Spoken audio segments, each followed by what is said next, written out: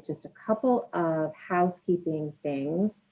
We are recording this program so that students who are not available to attend can still get all the great information. So for that reason, if you'd like to keep your camera off, that is absolutely fine. If you would like to turn your camera on when you have a question, or if you want to use the chat function to ask a question, then I encourage you to do that as well. So I'd like to start by thanking all of our speakers for joining us this evening to share your wisdom about acing interviews. Thank you, Charlie, for agreeing to moderate this evening. And so I will start by introducing each panelist just by name, graduation year, and title. And I invite you to tell us a little bit about your career trajectory to get us started. So, Mr. Younger, I would like to start with you first. Steve Younger is a partner at Patterson, Belknap, Webb, and Tyler in New York City, and he is a 1982 graduate of Albany Law School. Steve? Well, first, thank you all for participating tonight. Wish we could see you in person. We'll leave that for another day. I have a pretty boring career, which is unconventional for today's world, in that I've been at literally the same law firm for 35 years, which is not the typical career track of, as you'll hear from my co-panelists. I clerked on the New York Court of Appeals. Actually, I had kind of a detour. I interviewed for a summer job at my firm, accepted it, and then got elected editor of the Law Review, and then went back and said, no, I'm actually turning this down. Fortunately, they still took me 3 years later, but I was afraid that I'd put this blot on my career that I could never overcome. But I clerked for the Court of Appeals, and I think that is one avenue to get into big firms, even if you don't get in, through this current avenue, because I know a lot of firms really value those sorts of clerkships. My firm does. I, was an associate for the requisite number of years. We then hit a recession not quite as bad as what we're seeing now, and they decided to put all partnership decisions off for 6 months. I panicked, but 6 months later, they made me a partner, and I've basically been a commercial litigator at the firm ever since. Thank you, Steve. Next, I'll introduce Bill Collins. Bill is a partner at Covington and Burling, and he is a 1985 graduate of Albany Law School. Thank you very much, Mary. Nice to see everybody, and thank you for joining us tonight, and nice to see everybody. After I graduated from the University of Virginia, I grew up in Ulster County, just an hour south of Albany, and I decided I wanted to come back to the Northeast to go to law school.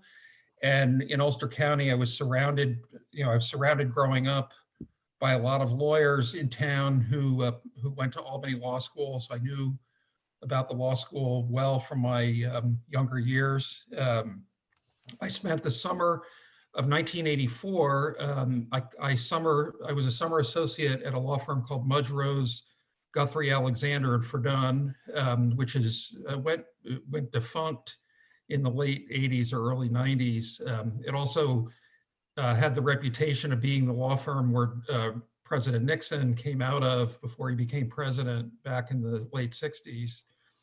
So anyway, I did my summer associateship in New York City, really wanting to, I was an upstate country kid who wanted to discover whether I could handle New York City really out of curiosity more than anything else. And I realized that I really loved the city. I ended up interviewing around after that summer and took a job with Sullivan and Cromwell. I was at S&C for 4 years. And then I think my desire to try something a little different kicked in. I became the 21st lawyer as an associate of a boutique firm called Howard Darby and Levin.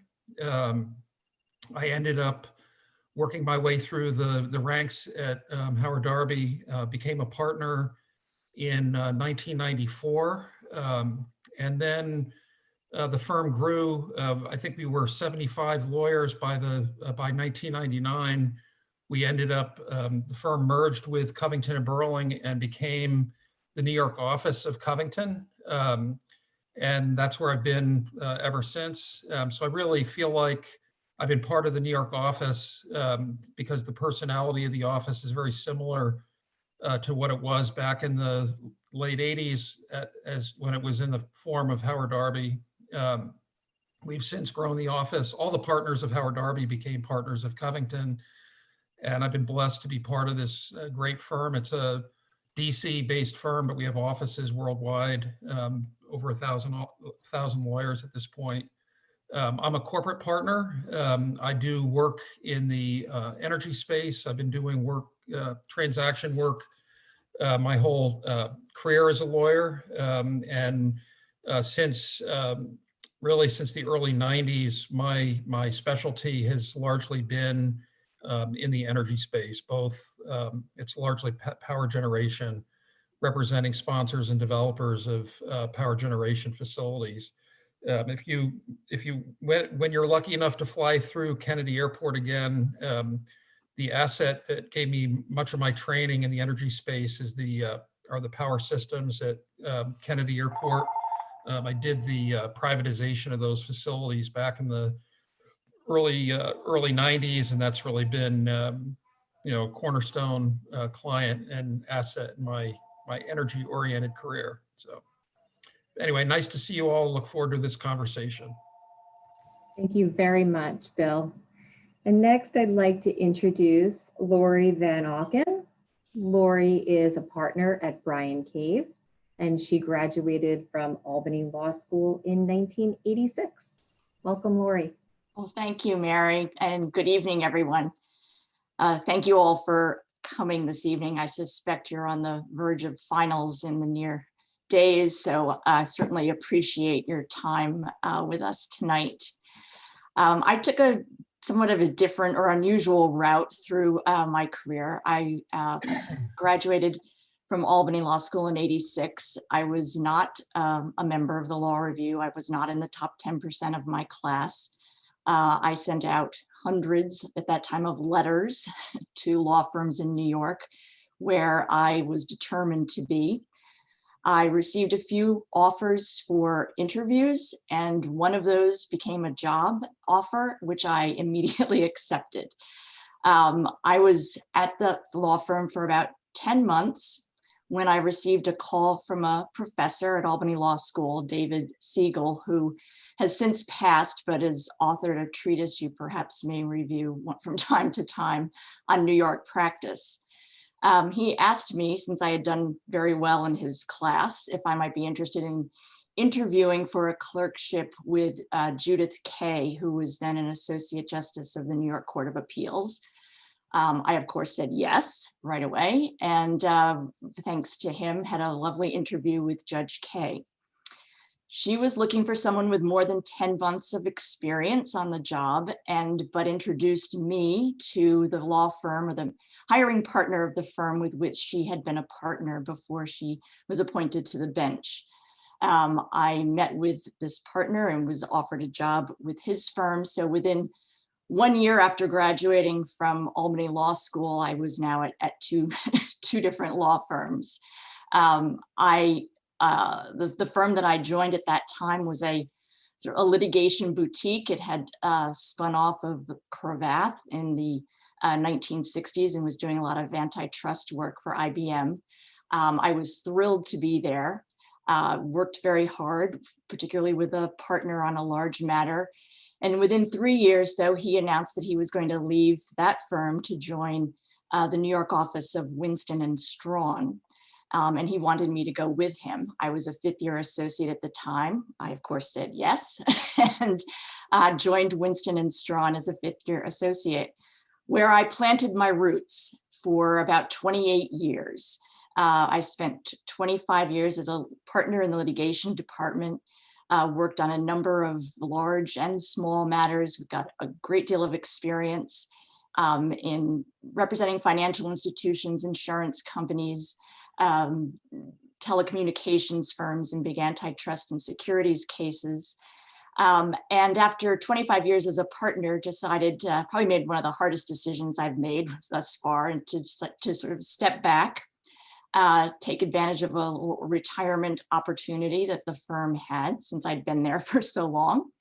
And I started studying cybersecurity about 2 years ago, and privacy. And earlier this year, decided to explore opportunities with other law firms and perhaps with in-house positions where I could take advantage of my newfound skills, and was lucky enough, despite the pandemic and some very sort of up and down moments throughout the past few months, to have joined another law firm here in New York as a partner in litigation, Bryan Cave, Light and Paisner, where I will continue to do some of the financial services litigation work that I've done for the past 28 years or so, and also be able to put my cyber and privacy knowledge, I guess, back to work. Thank you, Laurie. Next, I'd like to introduce Whitney Smith. Whitney is a partner at K&L Gates, and he is a 1994 graduate of Albany Law School. Welcome, Whitney. Thanks, Mary, and good to be here. So I am with K&L Gates. I'm a corporate M&A partner. I have been with K&L for over 20 years now. But my path was, it's not a firm that I went to originally. I was actually in the same class as Alicia, who was my editor-in-chief. Been a while, how are you? And in my path, when I was in law school, I really wanted to be a trial attorney. And so the first firm that, and I was interviewing for clerkships as well. But the first stop in my career was Bickle and Brewer in Texas. And Alicia was happy about that because we were interviewing to clerk for the same judge at the Court of Appeals in New York. So I went to Texas, and Alicia stayed in Albany. But I was a litigator for a number of years. I was at Bickle and Brewer, and then I was moved back to the Northeast. I was with McCarter and English in New Jersey. And after about 4 years, realized that commercial litigation doesn't really go to trial. And it was, there's a difference between being a trial attorney and litigation.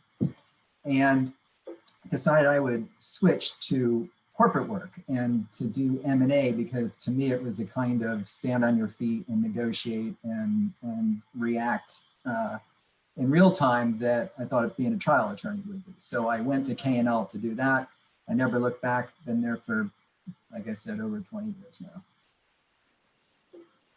Thank you, Whitney. And now I'd like to introduce Charlie Scabetta, who will be our moderator for the rest of the program. Charlie is the founding partner at Chaffetz Lindsay in New York City, and he is a 1995 graduate of Albany Law School. Welcome, Charlie. Thanks, Mary. Hi, everyone.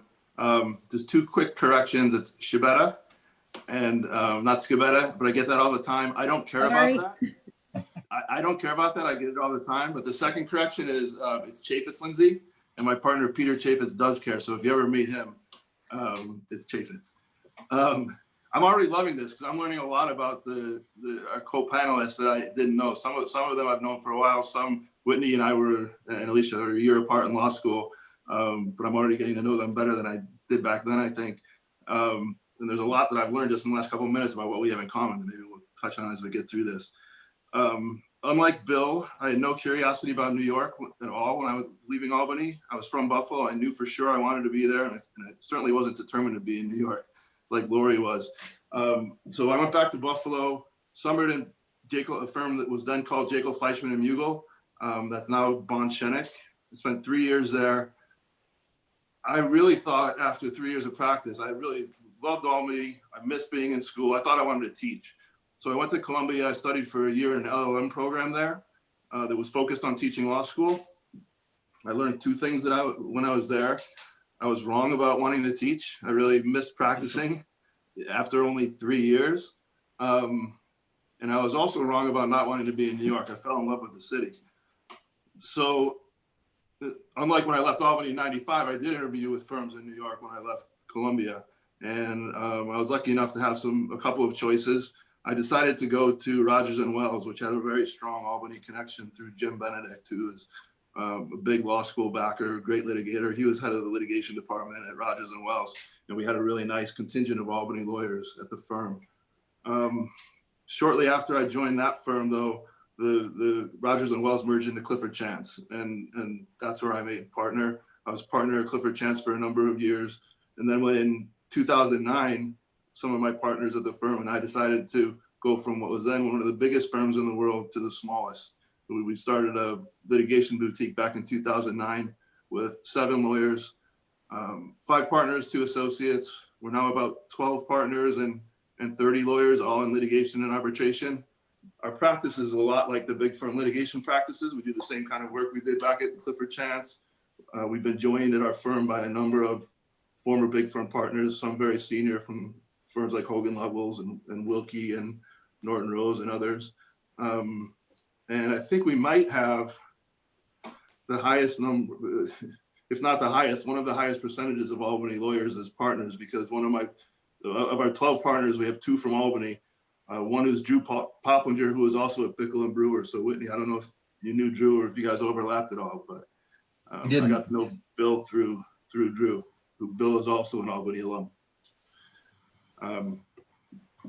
So now I'm at Chaffetz Lindsay. In addition to helping to found the firm back in 2009, I managed the firm, involved a lot with hiring associates and partners, and happy to talk through all of that as we get into this. I hope that this will be a conversation. I sort of enjoy moderating things, but the best panels to moderate are panels that are discussions, and not just among the panelists, but all of the participants. So please feel free to jump in if anything prompts some interest and you want to ask a question or join in the discussion. We're going to organize this around a few sections. So as you're thinking about where to jump in, let me just give you a little bit of a roadmap of where we're going. We're going to start off by talking about the interview process. And some of us come from firms that have similar interview processes. There'll be some differences. We'll talk about that. What are we as interviewers and firms? What's our objective in terms of talking to all of you? What are we trying to get out of it? So you know how to approach this from our perspective a little bit. After we talk about the process a little bit, we'll then go into some specifics about interview subjects and questions. How do you talk about the firm that you're interviewing with? What do you need to know about the firm you're interviewing with? What do you need to know about the interviewer? How specific might you want to think about being when you're thinking about practice areas? After we talk about that, we'll touch a little bit about the subject of, if you're interviewing in New York, what do you say about why you want to be in New York? That's a question that some people have a lot of times. How do you talk, if at all, about grades during the process? And what might you do post-interview after you've had a good interview with someone and you want to stay in touch with them and keep in touch? And then we'll wrap up with some parting thoughts after that. So with that roadmap in mind, why don't we jump in with the objectives in the process? And I thought maybe I'd ask Laurie and Steve to kick that part off. Steve, maybe you could talk us through what the kind of logistics and the process issues are with the interview process at your firm and what you know about others. So a few years back, I was our hiring partner. I'll describe the process then. We have a somewhat different model now because we no longer have a summer program, but our hiring process is really the same still. And I think it's fairly similar to the model at many other firms. So it starts off with a screen, and some of you are doing what we call OCI, which is one partner or sometimes an associate interviewing like 10 or 15 people. That is one type of screen, but there's a second type as well, which is not always that advertised, which is you can get into the process by writing to somebody like Whitney and saying, you know, I'm a fellow Albany alum. I really would like to get an interview with your firm. But in the screen process, it's a much different interview because it's shorter. It's usually about 20 minutes. You know, some are more like half an hour. You're basically just want to make enough of an impression so you distinguish yourself from the other 14 people, and try to keep the interviewer from falling asleep, who's been doing this for like 9 hours straight. And it's really about, do we invite you back to the firm? That's the question that the person at the end of the day is going to decide. And basically I write 2-3 notes on the back of each resume, and make sort of a pretty good judgment of, this is a yes, this is a no, and these are kind of maybes. We usually don't have a specific number of people. So say I've interviewed 12 people, it's not a fixed formula. I can only invite back 5 or 3 or something, but it's basically to funnel the funnel down. When you get back to the firm, it's a much different process. You're being organized. Every firm has a recruiting office. They may call it something different. Ours is called the Office of Professional Development. And that person will shepherd you around the firm. Now, obviously, that's being done virtually, but that person sets up your schedule. So that person is basically your handler. And so you want to get to know that person. You want to have that person, tell you how the process is going to work and who you're going to see. And you can have that conversation even the day or two before the interview. When you get there, you'll typically see 2 partners, sometimes 3, but probably more like 2, and then a certain number of associates. Those are more like half-hour interviews. I'd say the interview is about 20 minutes an interview, and 10 or so minutes you interviewing us and asking us questions, which is we'll get into in a little bit, really how you can differentiate yourself. What happens is we then all fill out some kind of a form. The form may be a little different depending on each firm, but basically it asks us to rate you. I give you an offer, maybe I give you an offer, or no, I wouldn't. We have all different kinds of words that describe that, but that's basically the rating we give you. There is a comment field. And then we rate you typically on certain subjects. Some of us will have a thing on your academics. My firm now is going to a system where, your GPA doesn't even get shown to the interviewer, but they can then ask you, to be rated on how are your interpersonal skills. Here's one which is on many of those review forms, which is how interested, or you have a demonstrated interest in the firm. You want them to check off yes. So all of those forms now go electronically into a committee. Most firms have a hiring committee that meets once a week. And so anybody who's interviewed in the last week will be reviewed by that committee. Importantly, that committee includes associates. Remember, if you interview with an associate, it's as important, sometimes could be more important than interviewing with a partner. Don't treat it like it's any different. And around the table, people will discuss, the applicants that week. And it's what I call, you may remember this from your college applications, rolling admissions. So, we have a target of, we give out like, say, 25 to 30 offers each year. We know from the 30 offers, we tend to get, acceptances from 15% of them. It's not a science, but so, there is some benefit to being early in the process, given that it's rolling admissions. So, as we get down to the end of our process, we have a little less flexibility to give more offers depending on how many we've given out. Once you get that offer letter, we often have a recruitment process ourselves where we assign a partner and an associate to the applicant to try to recruit you to come join us. And that's something that we'll talk about in terms of how that process will work. But that's sort of it in a nutshell. Great. So going through that process, Laurie, are your thoughts on that process? Anything that you've seen different in it from your perspective, and what's the objective? What are we trying to get out of the process? Sure. I was also involved in the hiring committee at Winston & Strawn, my prior firm, for about 20 years. And that process was very similar to what Steve has described. In more recent years, we tried to accelerate that process. So we weren't necessarily meeting every week any longer. We were making decisions very quickly within 24, 48 hours, which was helpful, we thought, to be able to get back to students quickly and to try to be somewhat more competitive with other large firms in New York. But in terms of sort of the objective of the interview, I think stepping back as an interviewer, people may have different approaches to the questioning, but I think we're all sort of looking for somewhat the same thing. We are looking at a candidate to assess whether or not he or she is capable really of performing well as an associate at our law firm. And it may be that there are certain skills that we are going to inquire about. We will look at your resume and then ask questions about. They might be, a good skill to be a capable associate is being able to research well, to communicate well, whether it's writing or orally. And it's also being a good team member. Is this person going to get along well with others here at this firm? And to even step back further, I think those questions will come to you in certain ways, certain criteria that we're trying to look for.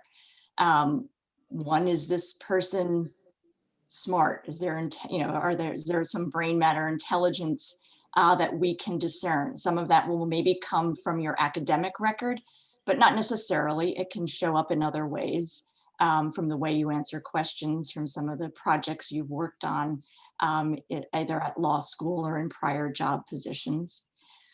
We're also going to look to see whether you can communicate well. Can you articulate, speak clearly, discuss some of your past experiences coherently? Everyone will be nervous. Those nerves will show up in the way you're speaking. You should not worry about that. If you are concerned, I think it's worthwhile to take a few practice videos of yourself speaking and talking about yourself. And then beyond sort of being, trying to assess some intelligence, trying to assess whether you communicate well, there's a third category that's a little broader, a little more amorphous, but I think we're all looking for another trait, and it can be described in many different ways. Are you motivated? Are you driven? Is this person enthusiastic about practicing law? Is this person curious? We're going to be looking for something in your discussion with us and your questions, your answers, that demonstrate to us that you are really going to be able to show some initiative and perform well as an associate at a law firm. And others can pipe in here, and there may be other sort of criteria in a big picture that you want to assess, but there will be different questions and ways that everybody goes about assessing those matters. So Laura, you mentioned that you take a look at the resume and then you have a conversation about things that might not show up on the resume. What's your sense of kind of the balance between that? How does looking at the resume weigh relative to the interview? Are there things that come up on a regular basis that people can think about in terms of crafting their resume and supplementing that when they get into the interview process? Well, I think certainly the resume is certainly the springboard for that conversation, that interview that you're going to have. I think it's always very useful to me, I think, when you're preparing for your interview, to be able to discuss everything that's on your resume, whether it's your grades, whether it's a paper you may have written, whether it's a journal article or not. Maybe it's something you did that was important as an undergraduate. Maybe it was a job experience, maybe it was an internship, a clinical experience, or even some of the interests that you have on the bottom of your resume. But for every one of those things, prepare in advance, maybe a 2 or 3 sentence story. Have it coherently formulated. Be prepared for a follow-up question so you can provide more detail about it. And as you're thinking about all of those little, maybe they're stories or vignettes where you're going to expand upon the information on your resume, think about what characteristics, what skills you learned, what things you did in those positions or with those projects that might bear on, does it show that I research well, I communicate well, that I get along well with other people, that I've taken maybe a leadership role, all of those sort of good job characteristics you have in your resume. You've done well in undergraduate school, you're in law school. Be ready to talk about them and have a conversation about them. That's my view about that. If I can say, picking up on what Laurie just said, the resume is an opportunity to tell a story about yourself. And in preparing for interviews, I always pick up the resume and educate myself about the candidate that I'm about to see, and formulate my own questions about that I might ask the person before they're before me. And so creatively writing your resume in a way that might prompt questions is also an important idea. And as Laurie said, be prepared to convey additional detail about your personal story that is enticing to an interviewer.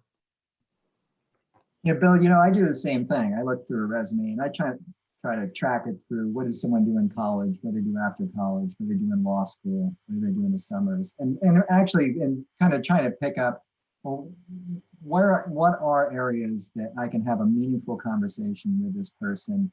Because as we said early, our job in these things is if it's a callback interview, 30 minutes is to kind of pick up, do you have what it takes? Do you have the gray matter? Do you have the initiative? Can you work under pressure? And so what I'm looking for is, okay, what did you do? And let's talk about some of your experiences. And the whole time I'm trying to relate in my head, how would this relate to private practice and our expectations at K&L if you were working on a deal with me? So I agree with Bill. You think about that resume and don't put, don't blow it out of proportion in describing what you did if it's not a fair representation, because you'll get someone like me to say, hey, that sounds really cool. Let's talk about it substantively. And then that might not go so well. It's interesting too, when you look at the variety. In terms of your resume, I like to say nobody can change their GPA, but you can change your resume based on what you volunteer for. So if you want to be an environmental lawyer, you join the Environmental Law Society, or you want to be a patent lawyer, join the Science and Tech Journal. So I'll be looking for things on your resume that confirm what you say your interests are. It's funny because Steve and I jumped in at about the same time to say exactly opposite points. which is kind of cool about this process, because as we've been talking about this, we realize a lot of this is subjective, and you're gonna get different things from different people on this. When I look at a resume, it is, if you see somebody, I'm in a litigation firm. If I see somebody who's involved with litigation, that confirms to me that they have some demonstrated interest already. But the thing that I've learned over the years of doing this is the practice is really varied. There's so many skills, experiences that go into making you a good lawyer. Almost anything that you've done can fit into what you're going to do next, if you think about it.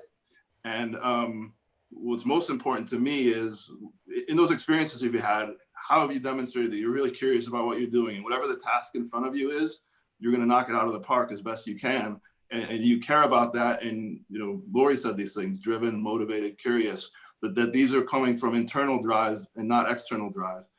And if you can convince me of that, and just tell me, what I've done in the past, I liked it, I did it to the best of my ability, I'm ready to do something different, that would convince me, if you can convince me of those other things. Another thing, something else that Steve said was, you want to be able to tick the box off that you're interested in the firm that you're interviewing with. And Whitney, when we were talking earlier, you mentioned that was a pretty important topic to you. So maybe you can jump off on what Steve was starting to say earlier. How might somebody do that? Prepare for it and then demonstrate it in an interview. Yeah, yeah, certainly. I think it is very important. You know, and a lot of this is preparing for the interview and what we're looking for. It's kind of a launching off point, right? Is, you know, what is that interest that you have in the firm, and, you know, how prepared are you for your interviews? So, you know, I'm a big proponent that you should do everything that you can to research the firm and research the office of the firm that you are interviewing with and the people that you're interviewing with. Because, you know, if I look at, you know, take K&L Gates as an example, we're a huge firm. We're all over the world.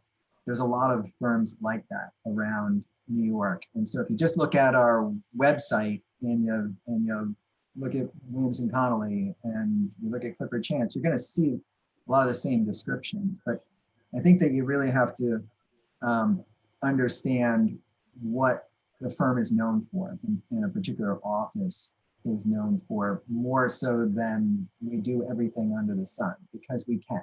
That's how big law firms are these days, is we can cover anything under the sun. And what is very telling to me is how someone actually taken the time to research what we do at the New York office of K&L Gates and express an interest in it, so that they're going to fit in, rather than someone who's like, you know, I'm just looking for a summer job. I'm looking for a permanent position and in litigation. And it's a hard thing to do that research. And, you know, it's not just, you know, I think you got to reach out and talk to as many people as you can, especially at the associate levels, who will kind of give you all the nuances around different firms, so that you can put your best foot forward, and knowing what that firm really is known for and expressing an interest in it. So, you know, I give an example when we were discussing earlier about this panel. You know, I had someone, you know, that had come in for an interview, and you know, I think that they wanted to demonstrate, well, I'm, you know, curious in esoteric areas of law, and they saw on our website that we, you know, had a group that practiced law that's applicable to Native Americans. And so you said, well, you know, I'd really be interested in doing that. And to me, I was like, look, at our New York office is 75 attorneys, and we do litigation, we do M&A, and we do investment management. That law is out of our Seattle office, and you'll never see it here. And, you know, it was kind of just right out of left field. And so that's why I think you really need to understand where you're interviewing and where you would fit in as best you can. And I recognize it is really, really difficult, because our external marketing materials looks very similar from law firm to law firm. They're just different case names and different deals. But for instance, if you're interviewing at with Bill, and you know, you ought to be knowing that he's been doing energy deals for a long time, and you know a little bit about that, or show some interest in that. And if you have a true interest and it's backed up by past experience on your resume, you know, all the better. Yeah, just jumping Bill, off so that point, Whitney the part passed it to you. that's, yeah, the Go part ahead, of Steve. it that's easy, I mentioned the recruiter being the person that shepherds you. You can call that recruiter a day or two ahead of time, saying, you know, can you give me a list of names of the people that I'm going to see? I just pulled up Whitney's resume. First thing on his resume is that he did a Series A financing for a Canadian company involved in the medical cannabis industry in Uruguay. And I can then say, you know, Mr. Smith, you know, I know that you worked on this deal. Do you see that sort of area, the cannabis financing, is something that's a growing one and that your firm is going to see more of? Then, you know, Whitney knows that I've actually thought a little bit about his firm and what they do. And it's all right there on his resume. Unlike the era when I came out of law school, there was no such thing as the internet, and we didn't even have email. This is back in the days of faxing information or FedExing information to get it around. There's a ton of information on the internet that you can research about a firm or an office. There's tons of articles that have been written about our firms that are, information that's out there. There's a certain amount of research that's doable, and as Steve has said, you can also do research on the people that you're going to be interviewing with, and there's nothing that will differentiate you from everybody else that is interviewing than to show you've had an interest, you have a very specific interest in an office or even a firm, and be able to talk about it. I mean, that's how you'll grab the attention of the interviewer, is to show that you have exhibited that level of sort of care and research before you've sat in the interview chair. Yeah, I just pipe in on that because someone who is at a different level gone through that experience of interviewing with different law firms. I can agree, as Whitney and I think Bill and others have pointed out, you can go on the firm's website and see a lot of information. I mean, just probably too much information in some respects, but definitely go to the New York office page, and there should be a little more of a narrative about what that office of the firm is, what their specialties are, what their principal areas of practice. Definitely get the list of the names of the people that you're going to be interviewing with, but recognize that they can change, because this happened to us all the time. Somebody would have to drop off and someone else, we'd have to find somebody to fill in. So you have to be a little flexible there, but it is well worth the time to find out the names of the people you're likely to be interviewing with. Go through their bios on the website. If you know you're really interested in litigation, for example, and it's just probably easy to say, it's worth spending some time to go through the bios of a number of litigators, whether they're partners or associates in the New York office, just to get a sense also of what kinds of cases they're working on, what matters might be taking up a lot of their time, or do it on, in any of the corporate transactional practices if you're interested in that, or real estate or tax. But I think if you can, it's very helpful to be able to try to make a connection with the interviewer, whether it's and knowing perhaps something about what they're working on or have worked on in the past, or maybe there's a connection that you have because they went to Albany Law School or they went to the same undergraduate school. But all of those are very useful pieces of information that you can get from an attorney bio on a website. That research. And I guess the only thing that I would add to that is, like Whitney said, be thoughtful about what you're doing, not only in terms of making sure you're factually correct about it when you're raising a question, but that it really, the things that you're trying to create a connection over are real and they really resonate with you. Because I think some of this advice that we're giving you right now is pretty common. A lot of people will tell you to make sure that you know the firm and you know something about them that you can use as a springboard to a conversation. And a lot of people in interviews try to do that, but it can come across as flat and disingenuous. So think about really what your background is and look for firms that really do excite you, because then you can if you show some real excitement, that resonates. If you're just trying to tick some boxes of, I researched this guy's bio, that's going to be negative, not positive. Charlie, before we move on to the next question, we have a question from a student. So I'm going to introduce Jenna Di Benedetto. Jenna, can you unmute or do it? Okay, great. Hi, just to backpedal for a second, I know there was a mentioned discussion of the pros and cons of kind of what you have on your resume when you're walking into an interview, but do any of you feel like there is ever any detriment to having a certain trend of a type of work on your resume? I've been sort of advised in the past to maybe cater a resume, obviously, if you know you're applying to somewhere that's specialized in something, to kind of highlight those attributes in your resume. But has there ever been an instance when you're reviewing a resume where you say, oh, like this individual has too much of X, so perhaps we're not interested in interviewing them now, and that could be a hindrance for an applicant?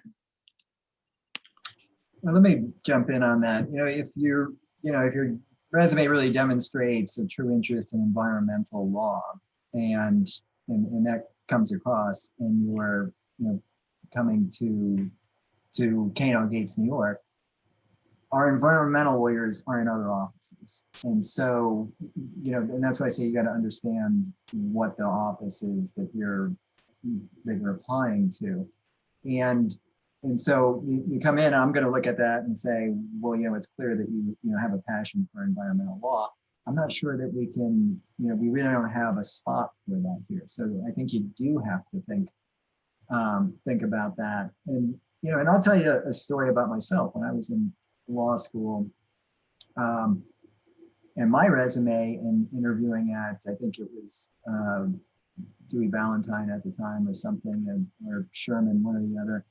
And you know what? I didn't have a lot of money when I was in law school, and I would take jobs writing for different digests and legal journals and stuff like that just to make extra money. And those were all on my resume. And I remember a partner looking at me and saying, and they were like, and they were not corporate law journals. So, it was, family law here, it was zoning over here, it was anything that I could make money on. And I had a partner and said, geez, I just can't figure you out. What are you doing here? What are you interested in? And, so you got it. So you have to be ready about that. And I said, look, I'll give you the common thread here. I needed money. And so I got paid at different things, and I was sharpening my writing skills. But I'm really interested in, at the time, commercial litigation. I want to be at a big firm doing commercial litigation. So you do have to think about how your resume comes across.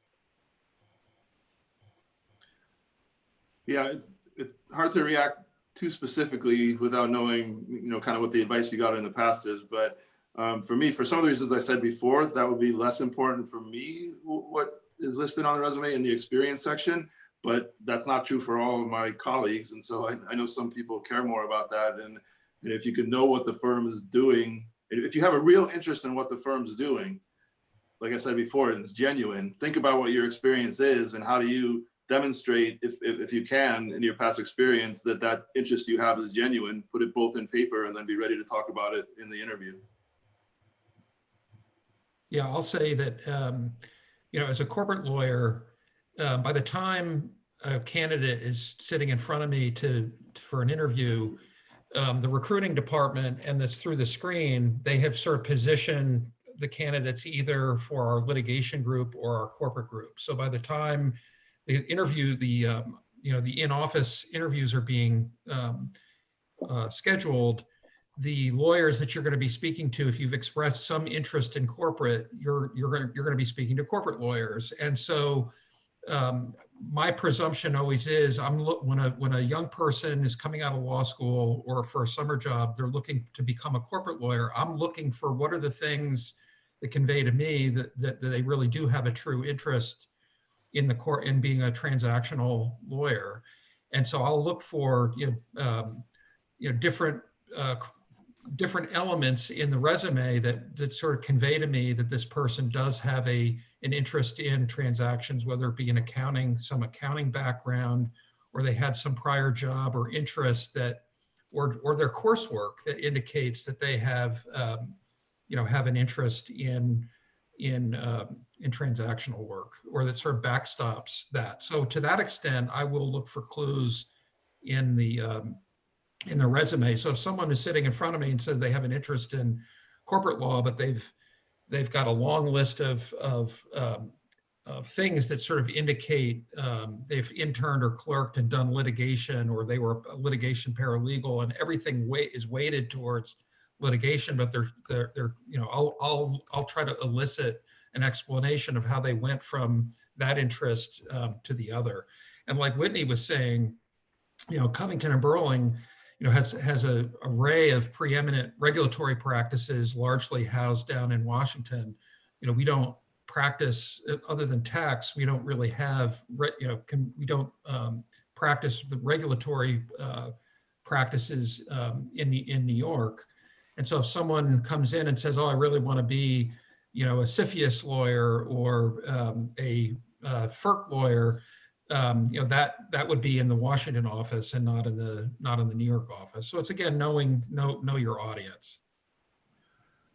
So Bill said that their firm is splitting folks up early in their careers, really, in terms of interest between litigation and corporate. I assume you're talking about the summer, during the summering period, right?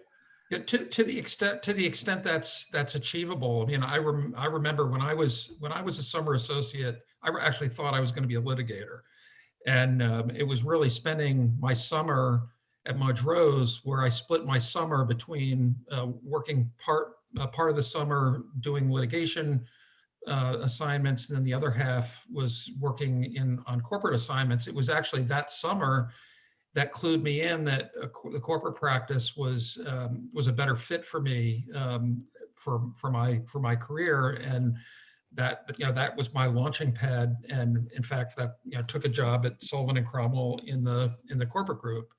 So I think the firm, Covington is certainly realistic about second year students are not necessarily going to know long term what they want to do. But if, to the extent we can determine through the screen interview whether there's an interest in one way or another, the firm will take that into account in setting up the interview schedule.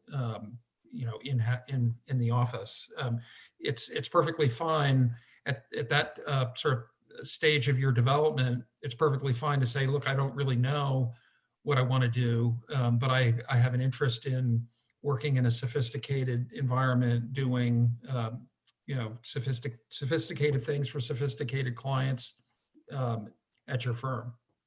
Yeah, that's where I was going with the question. I'm curious how others feel about that too. So we talked a little bit about researching the firm and the individual lawyer that you're interviewing with. How important is it to the rest of you whether somebody knows what practice area they want to be in, or even how common is it that people know what they want to be in when they're talking to you coming out of school? I think most students do not know what they want to be. I think, in my experience, the vast majority maybe thought they liked litigation, or maybe they thought they liked transactional work, but really wanted to use the summer experience or their summer associate position to experience work in both of those areas so they could make a better decision about that. There were certainly people like me who knew I wanted to be a litigator, others who really want to do transactional work, and certainly they were accommodated and interviewed mostly with corporate people or litigators and got that type of work as a summer associate. But I think it's not necessarily expected, at least in my experience, that a second year law student will know that they definitely want to be in one practice area or another. So, I agree. Kay and I were the same way. And when I say, know the firm you're interviewing at and kind of understand it, I don't want to give the impression that the expectation is that you come into an interview and you know that you want to be a transactional lawyer, or a litigator or some kind of regulatory lawyer. You are young in your career, but think about at the same time, it helps us when we're kind of thinking about the right balance of our associates and our needs and what are the growing departments within our firm. So it does help if you have an interest, but it's certainly not necessary. I mean, I was going to say, how many people checked off the box they wanted when they were applying to college that they wanted to be a bio major and ended up being a history major? I think a lot of this depends on where you are in the process. Most summer associate programs have some sort of rotation. And frankly, I wish that's one of the things I missed in my career. I wished I had spent a rotation as a corporate lawyer. I think it would have made me a better commercial litigator. I do think it varies on the type of specialty. So if you're talking about a niche area like ERISA or tax, a firm may only hire somebody once every 3 years or so for those areas. Whereas corporate litigation, they're hiring much more bulk in terms of, because they're bigger departments.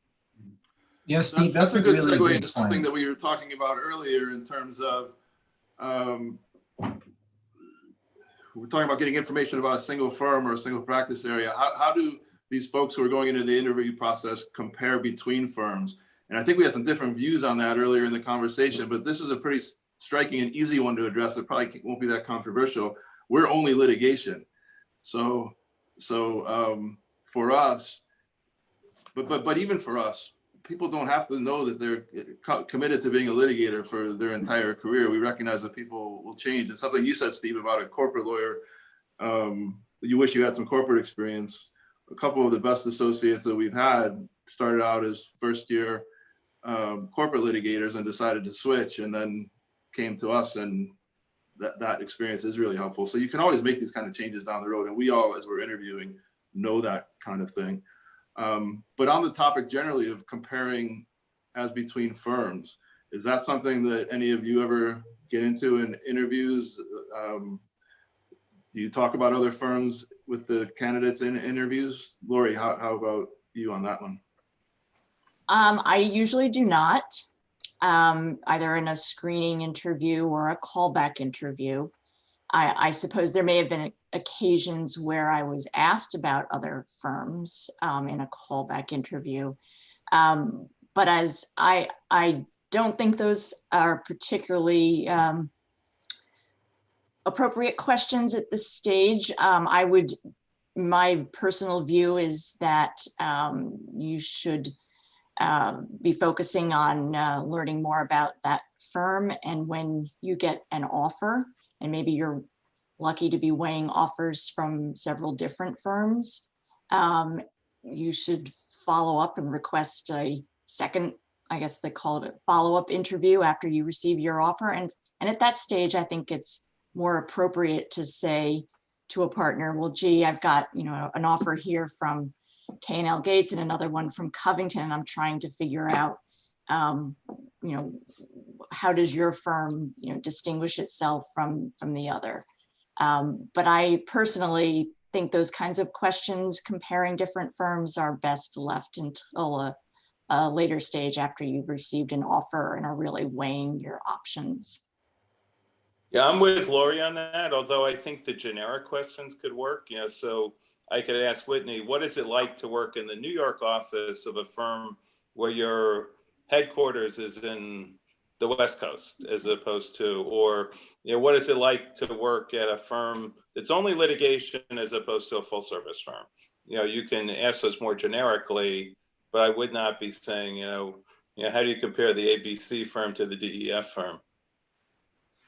I have a different view than you both on that, because and it's interesting to get your perspective, but sometimes I will ask candidates in the interview process, where else they're interviewing. And the purpose of my question is, because I do feel for the students that, sometimes it's hard to distinguish among big firms until you're in the environment and you're in New York and you're interacting with other firms. It can, from the outside looking in, I think that we can be very hard to distinguish. And so I ask candidates, and if they're willing to share, more for the purpose of understanding, what they're looking for in a law firm experience. And, and I'll actually start with that question. You tell me, after my format is trying to ask questions to determine, do you have the gray matter? Can you communicate effectively and work ethic and things like that? But then I want to turn it over and say, what are you looking for in a law firm? Because there is a difference between coming to K&L New York with 75 attorneys in the New York office, 1,800 attorneys globally, and going down the street to Scadden with 1,000 lawyers in New York and having offices all over the world, but you're in, among the home office of 1,000 lawyers there. It's a very different experience. And I think that that candidates ought to really think about what is the experience that they are looking for, and in order to ask questions about what the environment is. And again, relaying it to myself, I was very much of the view that I wanted to go to a place that I wasn't kind of the bottom person of a deal team and really didn't get substantive responsibility. I wanted to work in a place that staffed cases and deals leanly, that I could get experience, I could kind of accelerate through the learning curve of being a lawyer. And, so those are the kind of firms that I sought out, and the kind of practice groups and environments that I sought out. And I think that, different people are looking for different experiences. And so that's why I ask the question. Sometimes I ask, where else they're interviewing, so that I can give them a little bit more insight into how we're different. And I'll especially ask that question if I really like the person and I want them to come to K&L and say, look at, this is who we are, at our core. And that's different than going to Skadden or K&E across the street. And so you decide, what is it that you're looking for? What's important to you? Some of the best interviews actually become conversational.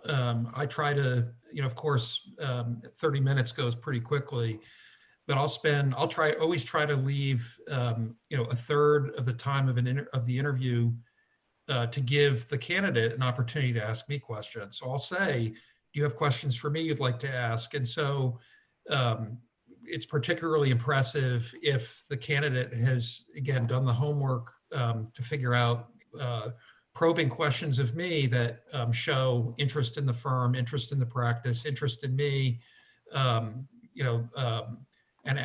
end up having a back and forth where they're asking questions as much as me asking questions. And I don't know that I'm unusual in that. I think a lot of interviewers will do that today, which is to see what quality questions the candidate is willing to ask in that sort of setting. Yeah, I couldn't agree more with you, Bill. And I think the best interview is a conversation. And someone said earlier, it's a very subjective process. Your goal is to draw some kind of connection with the person you're interviewing with. And look, you may not do it with every single interviewer, but you want to do it with as many as you can. And what I'm sort of looking for is somebody who has the self-esteem, who has the confidence to portray themselves and to present themselves to me in a way that shows they're really interested in my firm and they have something to offer me. And then with that conversation, I think almost all of us have at least the last third of the interview doing this, something where they really have shown through their questions that they have a real understanding or want to have an understanding about our practice.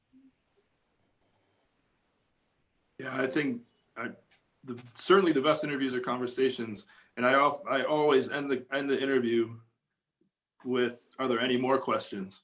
And that's often the hardest question to ask somebody, because they're sick and tired of asking questions, and they already know everything they want to know about your firm because they've already talked to 7 people before they talk to you.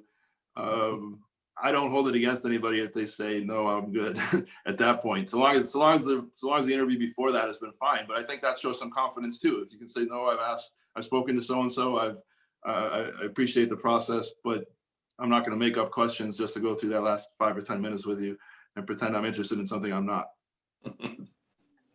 I think it's a really important point to pause on for our audience here. I think what you're hearing from us as the panelists is it's a really important part of the interview.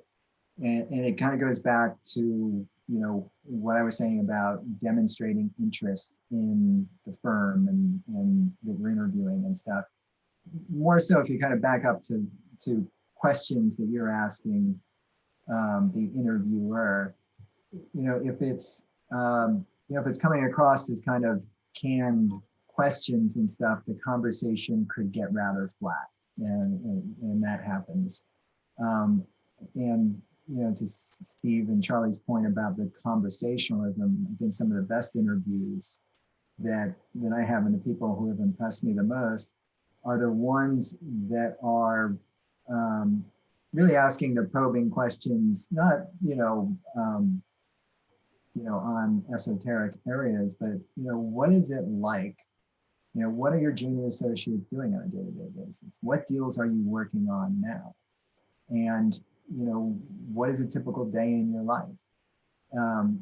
Someone who's really interested in trying to understand what it's like to be in your office and what the expectations are, the kind of work that they would be getting is, to me, it's very important and really demonstrates a genuine interest in the firm and how they would fit in, so that that person is making a more informed judgment of where they think that they would fit in too. Because it's expensive for firms to bring in associates and lose them after a couple of years of training and stuff when you put that training time in. So we really want people that truly want to be in a firm environment that we have. And I Whitney, compare that goes back that to to something what that I you call said a earlier. canned question. Sorry. I compare Whitney, that that goes to a canned question of, tell me about your summer program. It's like, well, we've got to, for sure, you could have read about that, Yeah. Yeah. That's why, going back to what Whitney said earlier, in contrast with what Laurie said about talking about other firms, to me, that's actually an opportunity for somebody to really tell me what they're interested in. They're interested enough in my firm to make some specific comparisons to other firms that they're very interested in. And if I'm having a conversation with an associate or candidate who's considering K&L Gates, part of that conversation, if I really like them, would be to try to convince them that this is a good spot for them. But I would for sure also say, you know what, if you're really considering K&L Gates, you should call Whitney. He's a great guy. He's going to tell you about that firm. I think that shows confidence in my firm, that I'm willing to have my firm compared to K&L Gates. So I think that's good for me. And also, if they prefer to be at K&L Gates, I would rather have them be there. They're not going to be happy with my firm if K&L Gates is the firm for them. And so I want to help people who are going through the interview process understand some of the differences that we know about, so that they can make a choice that's good for both them and for us. And that all of this stuff comes around back to what Steve and Bill said about Whitney, about being a genuine conversation. If you can have a conversation with somebody about what's important to them and you find that it overlaps with what's important to you, that's the kind of match you're looking for. What about we're all in New York now. I don't know if everybody on the call from the school is thinking about New York or just interviewing generally, but what about the importance of wanting to be in New York or with a particular city that you're interviewing in? Laurie, you were determined to be in New York. Do you care if the people you're interviewing are as determined as you were? Well, I think it's helpful. I mean, I don't think I grew up in upstate New York, and I went to SUNY Albany and Albany Law School. There was nothing that said New York City on my resume at all. I was an upstate person, so I was often, if not regularly, asked in interviews, why did I want to be in New York? Was I sure that I wanted to be in New York City? And I hated that question. I was really offended by it because certainly I had done a lot of work to get myself interviews in New York, and I thought it was certainly the place. I was there. I'd put in that effort. I wanted to be. Why wouldn't I want to be in the sort of most challenging, the commercial center of one of the commercial centers of the world with some of the most challenging and sophisticated legal work. So I never ask anyone if they are interested or whether they really want to be in New York, or if they're maybe just looking to come to New York for if they're from out of town and they don't have any New York City connections, whether they might only be interested in coming to New York for a summer to spend time in Manhattan. I have had colleagues who think that it's very important to do that. So we've had differences even within my old firm, but I certainly for people who are from New York State or the New York City metropolitan area, there is, there should be, in my view, no questions about your real interest in being in New York City. I'd be very curious if any of you get those questions these days too. But I think that people, particularly from Albany, should be prepared to answer, because a lot of people in New York City have no idea where Albany is. But, and I think you just gave the best answer, Laurie, which is this is the peak of the profession, the most exciting commercial city. And why wouldn't I want to be there? Or, you know, I have friends from college who are working at Goldman Sachs or whatever, and, you know, I've spent time with them, and there's nothing more that I'd like to do with my life than to be a New York lawyer. My office is full of people who grew up all around the country and came to New York because of the opportunities that practicing law in New York provided. And I think of a lot of my friends and colleagues, they don't have New York City roots.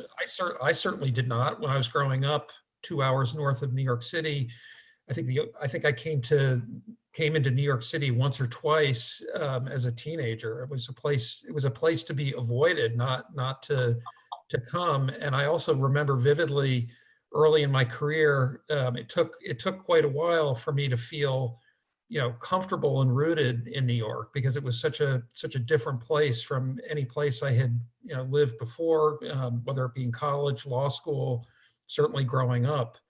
But I was, you know, I'm a competitive person, and I was attracted to the challenges of the practice in New York. And you know, honestly, I thought that I would live in New York 2 or 3 years before the city would, you know, grind me up and spit me out, given my background. But I've lived in New York for 35 years. Other than this odd period of remoteness in the last 9 months, I've been in New York for the last, you know, 35 years. It's a place, it's a very special city, and, you know, I think the opportunities are vast for any person who's looking to have the ultimate in challenging professional environments. That's a good segue to a question in the chat, I think. Andrea, do you want to jump in and ask the question, or? Yeah, so my question basically was that given COVID, most of us either stayed in our Albany apartments or moved in with our parents, even if, like, I would love to have a career in New York City or maybe DC. That just wasn't possible last summer. Who knows if that's even going to be possible this summer? Do you think that might change the perception of you need to have worked there to demonstrate interest that you want to move there and live there permanently? For sure, people are going to be sympathetic to people not being in New York over the last several months. That's not going to be an issue to anybody. And I think actually what's happened over the last several months is going to be make it easier for folks to connect with people in New York if you want to do that. We've hired a bunch of people during this who have still never set foot in our offices, and the interview process and the onboarding has gone way better than I ever would have imagined. And we're doing a lot of social events on Zoom. The time it would have taken us to organize this presentation with all the people that are on it in person, it would have taken months to get this thing going. We did it in a couple of weeks. The speed of making connections is really improved, and I hope that continues, and you guys ought to use this. You're gonna find that lawyers like us who haven't used video, you know, my kids are on their videos. This makes me feel so old to say this. I can't believe I'm even saying it, but my kids are on their video chats with their friends all the time. And I've only been doing this for the last 8 months, but this is going to stick. And so you guys can use this to your advantage. I think this whole experience is going to be, you know, I mean, I hesitate to say game changing, but I think it's going to be there's going to be a significant sort of introspection by the profession about the way in which, you know, where you have to work and how you work as a consequence of this. And, you know, it's I think people are going to sort of look back and draw from the experience that we've had in the last year and figure out what are things that should be kept, and what are things that will, you know, just change the way we work going forward, even after we're all vaccinated and don't have the, you know, sort of overhang of the pandemic on top of us. I really think it is going to give rise to some significant changes in the way we work day to day. I think lawyers have largely been blessed to be able to continue to work and serve clients and do the things that they do, notwithstanding working remotely. I think there will be lots of things that we've picked up that are improvements in the way we work and interact with each other. I mean, I have stopped making, I don't make nearly as many phone calls as I used to. I find that I'm doing much more video chatting and FaceTiming, Microsoft Team meetings with clients. I was on a series of calls today that were video conferences on Microsoft Teams where, we're communicating face to face by video, but it's much better than just conference calling. Yeah, I think two big manifestations of that I see, Bill, is I can't imagine when we're back in our offices, someone coming to you and saying, Bill, the client in Singapore has a box of documents. I'm going to get on a plane and go look at them. Like, forget it. Just talk to them over a video chat. Or secondly, we would routinely get an email. I have a washing machine being installed tomorrow. I'm going to be working from home. I think a lot of us will just be working from home part of the time and working in the office part of the time, and nobody's going to be asking questions about that. Yeah. I've even over the years had debates with my partners. We only have one office. We're in New York. I'm from Buffalo and I went to school in Albany. And I say all the time, there's amazing kids coming out of law school who just don't know the city. They don't want to, maybe don't even want to work here. So this is a different question. Do you want to work for a firm that's in New York, but you don't want to be in New York? Those kind of opportunities might start to pop up as a result of this as well. This is going fast for me, at least. I hope it's not dragging for everybody else. But we're going to run out of time if we don't maybe get to some more questions if there are any. So if you have any, start thinking about maybe popping up with them. And a couple of other things that we wanted to touch on. One was the issue of grades and how does that come up in a resume, or does it? Bill, thoughts on how to handle that issue? Sure. Honestly, by the time a candidate is sitting in front of me, I rarely actually look at I'll cast my eyes over it, but it's sort of a rare situation where I'm grilling a candidate about a grade. If there's an outlier grade, maybe it comes up. I will look, again, as a transaction lawyer, I will look at the classes that someone has taken to see, are there things that I can glean from coursework that indicate an interest in transactional work, or is there some message I can take from the courses that a student has taken?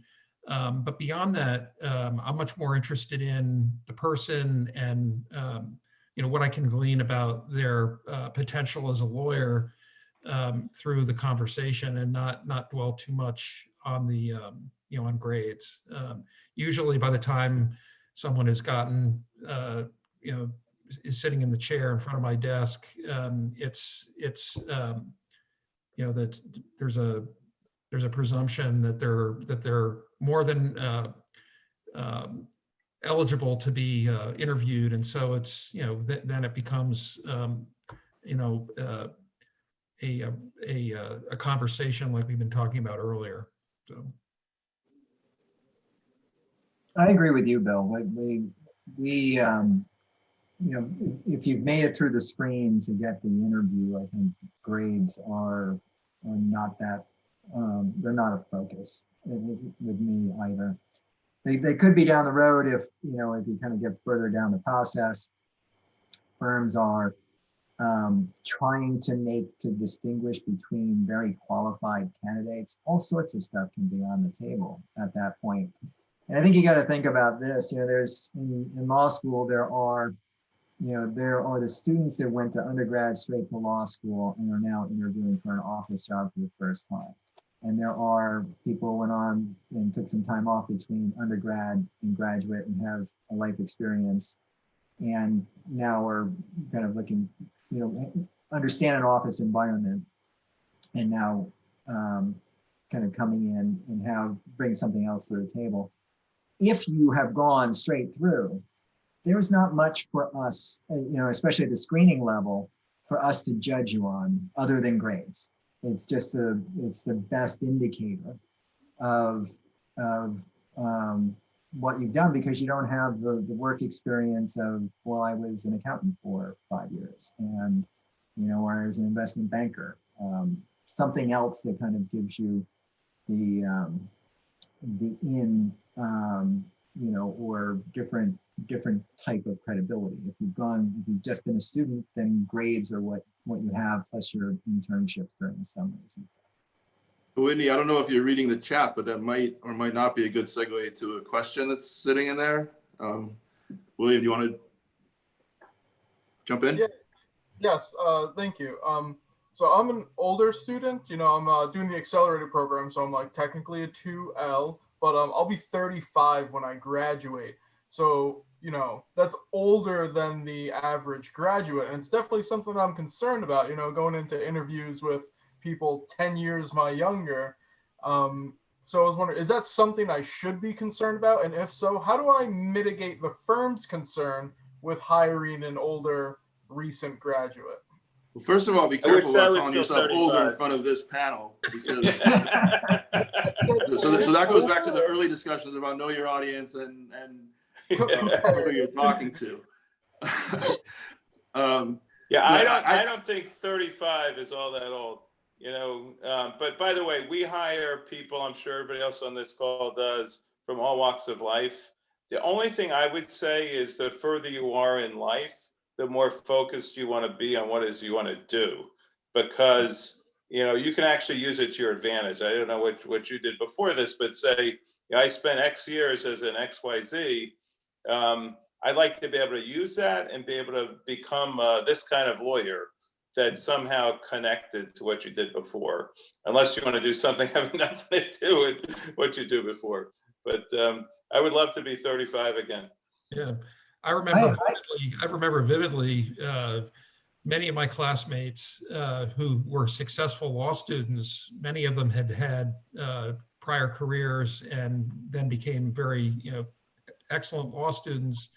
Like Steve said, I would try to figure out a way to turn your prior experience into an advantage rather than viewing it as something that would hold you back. And you have such a long runway in a career once you jump into it. I mean, I'm working with partners who it's just amazing to work with people who've been practicing for 30, 40 years, who I can learn from, and you have a ton of time to do that. So nobody will look at you as jumping in at a time that's giving you a short runway at all.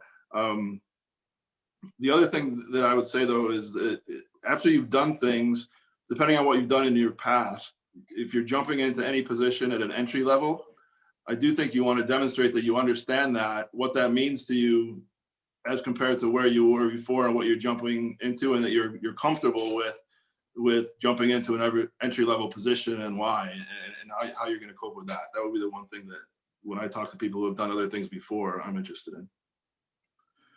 If I could add here, I mean, I think that could give you a tremendous leg up on your peers, a tremendous leg up. But I agree as well, especially if, for instance, you had a career in sciences or something, going on to law school and have an interest in becoming a patent litigator or something like that. I mean, you would not be able to match the leg up that someone like that would have against just a bright person who has an interest in science.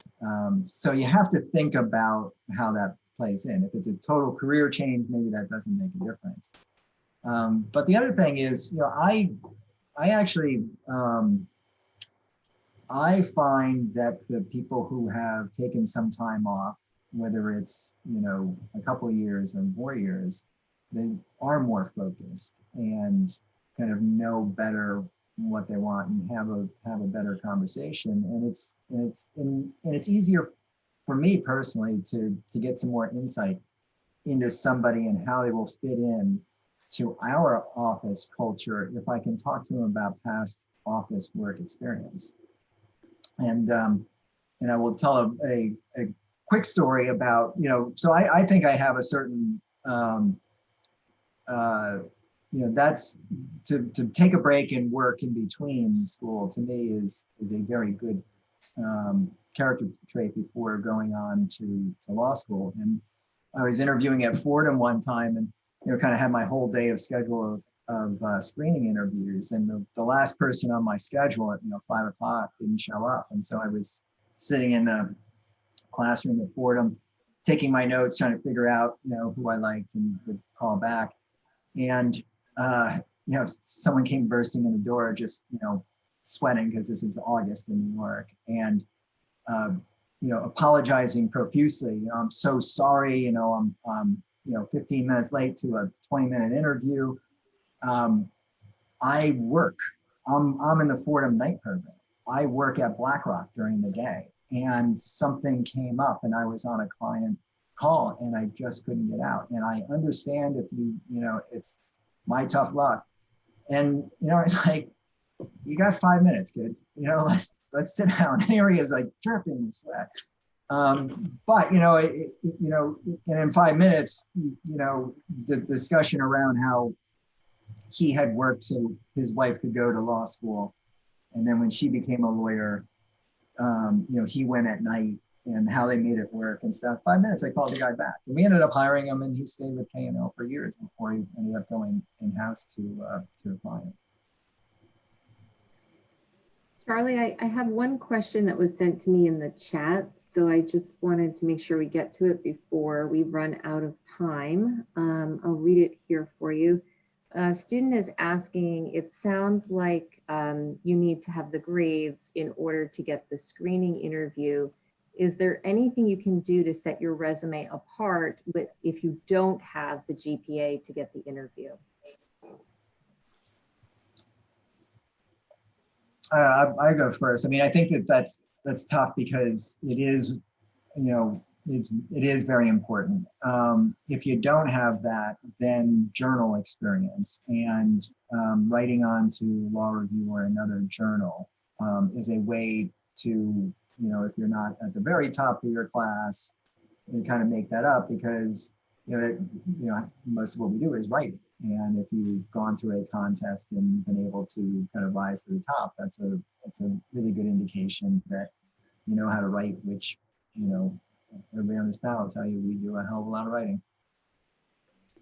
Yeah, and the other thing is some kind of special interest or connection to the firm, so if you have a biology degree and it's a patent firm or, something like that could help you. The one thing I do want to emphasize is this isn't the end all and be all. The firms like ours are a tiny slice of the New York City market. There are tons of law firms in New York. It's much harder to find them than to find the AmLaw 100 firms. And we have lots of different entry paths. So, for example, if you don't get in this process, think about clerking for a judge, because a lot of times we hire law clerks to judges. Think about becoming a prosecutor. You will probably get more experience trying cases as a prosecutor than you would at one of our law firms. Think about government. If you're in the counsel's office to the governor, you will have, thought about some great thoughts or some specialty area like the EPA, for example, where, very often you will see people that are specialists in a particular area. They got their knowledge and experience from working at the government, not from working at a law firm. And so we are always taking people at different entry points, and, the on-campus interview process isn't the end of the world. Yeah, and I think networking, person-to-person networking, to the extent you can, if you have an explanation for a bad stretch and that's affecting your grades, and you can find a way, you might not get in just by sending your resume into the, sort of the mass submission, but if there's a really good explanation for something and you have a record outside of that where you can show that that's a patch with some explanation, you might think about how you're going to explain that. That goes to sort of thinking about your individual situation, being very genuine about it, being open with the people you're talking about it, thinking about how best you can convey your experiences, whatever they are, in a way that matches what the people need. And so Whitney is right, and I think Steve's right, and we're the same way. Grades are definitely one of the first cutoff points because that's all we have to work with. But if you have something that you can say about why your grades are what they are, you ought to think about that and convey it. I think the other thing to mention is just in the last 3 or 4 years, the school, Mary's made these efforts, Alicia has made these efforts with the pool of Albany alums in New York City and getting to know us and our practices, and just making sure that the school is sort of up on what alums are doing in New York City, and they can be a resource to you to try to pair you up with lawyers or law firms that may work well with your background and your interests. And all the firms that are represented here, they have different criteria and are looking for different things, and are recruiting from other schools as well. And so there's it's a very competitive environment, and there may be opportunities at one firm that that are not available at others, but the school will be sort of up on what we're all doing in the city. And there obviously are many other folks who aren't represented on this call who are practicing lawyers in New York successfully, and they may have ideas or opportunities in the city. So it's just take advantage of the resources that the school is offering, just with knowledge of who's doing what in the city. And then don't be bashful about reaching out to the alums who are going to be, we've been talking a lot about ways in which we can be resourceful to each other as practicing lawyers, but also helpful to students. I think that's a really, really good point, Bill. I mean, look at Laurie's path. I mean, it makes a difference to, if someone's picking up the phone that I know and saying, I know this candidate, they're interested in your firm or in this type of practice. I thought of you, rather than getting something kind of cold over email. And Laurie, you had David Siegel, vouching for you to, judge at the Court of Appeal. Well, I was just going to say, I mean, certainly, my grades were not at a level after my first year of law school where I was getting interviews at any of the big firms in New York. And I knew I needed to, so, I really buckled down. I mean, second and third year of law school, I was determined to get the best grades I could. And by the time I graduated, I was close to the top 10%. But I did 2 other things that you might want to think about. Obviously, your own situations are unique, and you need to fit these suggestions in as you can, as you see fit. But I also took a part-time job with a law firm in Albany and worked, 15 hours a week, but it gave me some additional practical experience that to sort of complement my schoolwork. And then the other thing I did, I think in my third year, I did an independent, or maybe it was my second year, I did an independent study project with a professor where I was very interested in, I was an English and journalism major, and I was really interested at that time in First Amendment and communications law. So I did an independent study, but research project where I wrote a law review kind of comparable paper for this independent study. So when I went out on my interviews, I still had a big research and writing project on my resume, even though I wasn't on a journal, and I was able to provide copies of that to employers that were interested. So those were just other ways where I tried to fill in some of the skills that I thought employers were looking for, to make up for the fact that my first year grades weren't at the 10%. I wasn't in the top 10%. There's a story I have to tell, which New York is kind of can be an intimidating place, and it's obviously very competitive. And I remember vividly when I was interviewing at Sullivan and Cromwell, a now long deceased partner who I interviewed with. I walked into his office and sat down, and he had his feet up on his desk, and he looked down at my resume, and he leaned back and he said, "Well, your resume is not quite Sullivan and Cromwell material, but it's close." And I think I blurted out, "Well, whoever gets me is going to be very lucky." And I think I remember leaving his office in a deep sweat, going to talk to the hiring partner. And I walked into his office and I sat down, and he gave me an offer on the spot. And I later learned that the previous partner had been, was widely panned as not a very nice guy. And I think I avoided him like the plague when I started work at S&C. But the reason to tell the story is, other than the fact that it scarred me for life, is that you should always be ready for the unexpected in an interview. People are people. You never know what someone is going to say to you in an interview. And for the most part, interviews are going to be pretty bland and, run of the mill, but occasionally something will happen, and, try to turn it into a positive rather than a negative experience. I mean, I thought that I had blown the interview when I left that one office, but apparently what I did actually was considered a plus.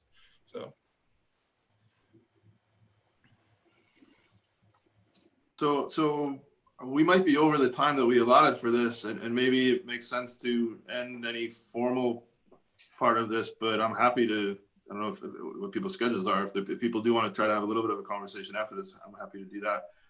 Does it make sense to sign off in a formal way, Mary? I leave that to you.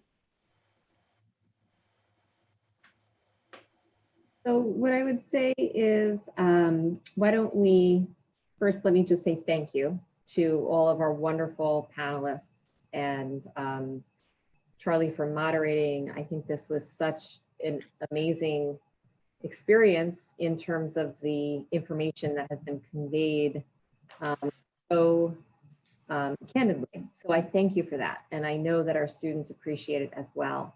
At this time, I think what I'll do is ask Lima to stop our recording, and perhaps we can agree to